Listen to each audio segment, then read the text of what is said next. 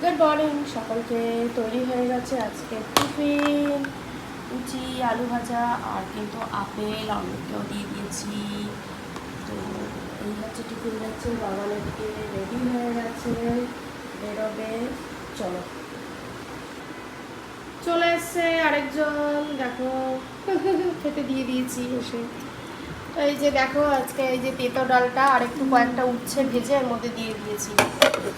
আজকে তেতো ডালটা এই যে তেতো ডাল, ওই যে আরেকজন ইস করা শুরু করেছে, কেমন পাচ্ছি।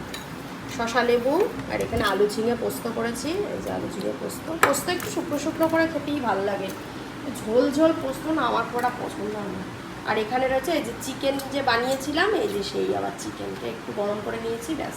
আর ভাত তো রয়েছে, খাওয়া যাক তাহলে। বাবান, আজকে কম্পিউটারের প্র্যাকটিক্যাল পরীক্ষা কেমন হলো? ওরালও তো হয়েছে, সবই তো বলিস ভালো, আমি দেখবো তারপরে। চলো খেয়ে নি। দেখো খেতে বসে কিরকম করছে, এত পড়ার চাপ পড়ে গেছে, মানে মাথা খারাপ হয়ে গেছে। দেখো হাসছে, কিরকম অবস্থা দেখবে, সাংঘাতিক পড়ার চাপ, এত চাপ কি বলবো।